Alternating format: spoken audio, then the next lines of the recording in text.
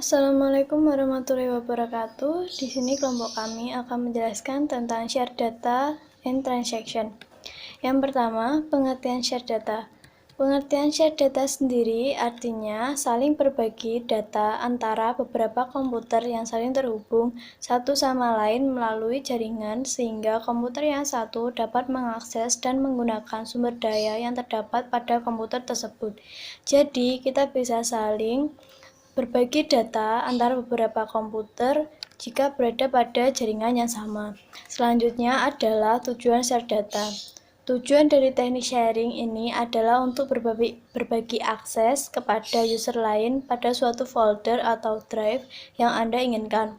Anda bisa memilih kepada user mana saja yang bisa atau boleh mengakses folder Anda dan juga bisa memberikan akses kepada semua orang pada jaringan atau network Anda. Yang selanjutnya adalah kelebihan dan kekurangan share data.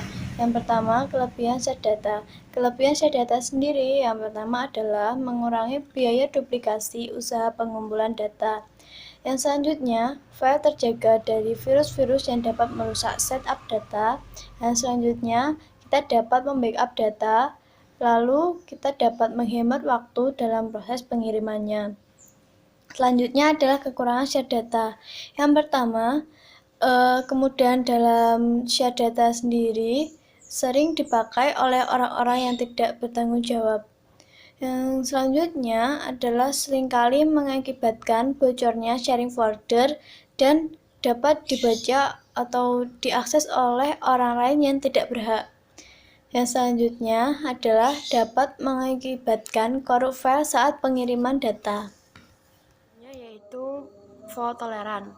Fault tolerant atau yang dimaksud toleransi terhadap kesalahan yaitu adanya toleransi terhadap kesalahan perangkat keras komputer dan memberikan toleransi terhadap terjadinya kondisi buruk pada sistem jaringan. Kondisi buruk pada sistem jaringan dengan beberapa perlindungan data sehingga apabila terjadi kerusakan tidak akan menghentikan proses dalam sistem jaringan sendiri. Kerusakan seberapa parah pun akan tetap dilindungi sehingga tidak akan membuat data menjadi hilang atau rusak. Dengan kata lain, sistem fault tolerant akan menjaga sebuah data di hard disk agar data yang ada merupakan data yang asli, tidak cacat dan tidak berubah. Penyebab fault tolerant sendiri yaitu ketidaksempurnaan manufaktur, kerusakan device acak, dan komponen using. Jadi komponen using ini merupakan contoh jenis kerusakan komponen. Kerusakan dapat diakibatkan putusnya ikatan dalam rangkaian atau korosi logam. Kerusakan komponen paling umum dipertimbangkan sebagai salah satu dari beberapa penyebab sistem fault tolerant. Lalu selanjutnya yaitu contoh sistem fault tolerant, yaitu ada 5. Yang pertama yaitu redundant power supply atau power supply cadangan. Yang kedua ada redundant fan. Yang ketiga ada online spare, memori dan HDD. Yang keempat ada mirroring, memori dan HDD. Yang kelima, yang terakhir yaitu ada RAID. Berikutnya adalah data transaction. Data transaksi adalah transaksi pengiriman atau send request ke sebuah server host dengan alamat IP atau IP address dengan format protokol. Server host tersebut diharapkan dapat melakukan apa yang pengirim inginkan. Yang dimaksud adalah server host client. Sebagai contoh, server host A sebagai klien mengirim sebuah data kepada server host B. Pengirim menginginkan sebuah data agar dapat diproses oleh server host B, lalu memberikan informasi data tersebut kepada pengirim, di mana dalam hal ini yang dimaksud adalah server host A atau klien. Berikutnya, sifat-sifat data transaction. Transaksi bertujuan untuk mencegah dari kehilangan maupun kerusakan data. Untuk menjamin agar integritas dapat tetap terjaga dan terpelihara, maka setiap transaksi harus memiliki sifat-sifat berikut. Yang pertama yaitu atomicity, yang artinya di mana semua operasi dalam transaksi dapat dikerjakan seluruhnya maupun tidak sama sekali. Yang kedua adalah konsistensi, yaitu di mana eksekusi transaksi harus dapat menjamin data tetap konsisten setelah transaksi berakhir. Yang ketiga, isolation, Jika pada sebuah sistem basis data terdapat sejumlah transaksi yang dilaksanakan secara bersamaan, maka semua transaksi yang dilaksanakan secara bersamaan tersebut harus dapat dimulai dan bisa berakhir. Yang keempat, durability, di mana perubahan data yang terjadi setelah sebuah transaksi berakhir dengan baik harus dapat bertahan bahkan jika sistem itu mati. Yang berikutnya adalah diagram siklus peralihan state. Terdapat 4 proses. Yang pertama, running atau kerja menuju blok atau terhenti, di mana proses di blok untuk melayani input karena sumber daya yang diminta belum tersedia, atau meminta layanan I/O sehingga menunggu kejadian muncul. Yang proses kedua itu adalah running menuju ready atau siap, di mana penjadwalan mengambil proses lain. Yang ketiga yaitu ready atau siap menuju running atau kerja, penjadwalan mengambil proses baru. Yang keempat, blok atau terhenti menuju ready siap, yang artinya input telah tersedia. Berikutnya, status. Terdapat 3 status, yaitu running, ready, dan blok. Running merupakan proses sedang mengeksekusi instruksi pesan itu. Yang kedua yaitu ready. Proses siap ready dieksekusi tetapi tidak tersedia untuk dieksekusi pada proses ini. Yang ketiga yaitu blok. Proses menunggu kejadian untuk melengkapi tugasnya. Contoh proses menunggu adalah selesainya operasi perangkat I/O, tersedianya memori, tiba pesan jawaban, dan lain sebagainya. Nah, selanjutnya di sini saya akan menjelaskan tentang replication atau replikasi. Nah, replikasi itu adalah suatu teknik untuk melakukan copy dan juga pendistribusian data ataupun objek-objek database dari suatu database ke database yang lain, untuk melaksanakan sinkronisasi antara database sehingga konsistensi data itu dapat terjamin. Dengan menggunakan teknik replikasi ini, kita itu dapat mendistribusikan ke lokasi yang berbeda melalui koneksi jaringan, lokal, ataupun internet. Replikasi juga memungkinkan untuk mendukung kinerja aplikasi, penyebaran data fisik sesuai dengan penggunaannya, seperti pemrosesan transaksi online atau pemrosesan database terdistribusi melalui beberapa server. Selain itu juga ada yang menyebutkan bahwa replikasi itu adalah proses menyalin dan juga memelihara objek database dalam beberapa database yang membentuk suatu sistem database terdistribusi.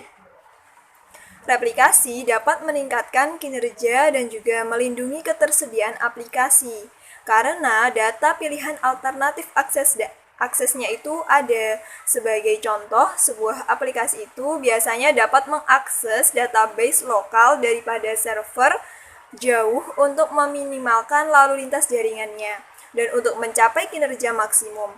Selanjutnya, aplikasi itu dapat terus berfungsi jika server lokal mengalami kegagalan, tetapi server lain dengan data replikasi ini tetap dapat diakses. Nah, kemudian keuntungan replication. Jadi, apa sih keuntungan replication itu? Keuntungannya itu tergantung dari jenis replikasi, tetapi pada umumnya replikasi mendukung ketersediaan data setiap waktu dan dimanapun diperlukan. Di antara lain, yang pertama itu memungkinkan beberapa lokasi menyimpan data yang sama. Hal ini sangat berguna pada saat lokasi-lokasi tersebut membutuhkan data yang sama ataupun memerlukan server yang terpisah dalam pembuatan aplikasi laporan. Selanjutnya, aplikasi transaksi online terpisah dari aplikasi pembaca, seperti proses analisis database secara online, data smart, atau data warehouse. Kemudian memungkinkan otonomi yang besar. Penggunaan dapat bekerja dengan mengcopy data pada saat tidak terkoneksi. Nah, kemudian itu dapat dilanjutkan perubahan untuk dibuat database baru pada saat terkoneksi. Kemudian, data dapat ditampilkan seperti layaknya melihat data tersebut dengan menggunakan aplikasi berbasis web. Selanjutnya itu dapat meningkatkan kinerja pembacaan. Kemudian membawa data mendekati lokasi individu atau kelompok pengguna. Hal ini akan membantu mengurangi masalah modifikasi data dan pemrosesan query yang dilakukan oleh banyak pengguna. Karena apa? Karena data dapat didistribusikan melalui jaringan dan data dapat dibagi berdasarkan kebutuhan masing-masing unit atau pengguna.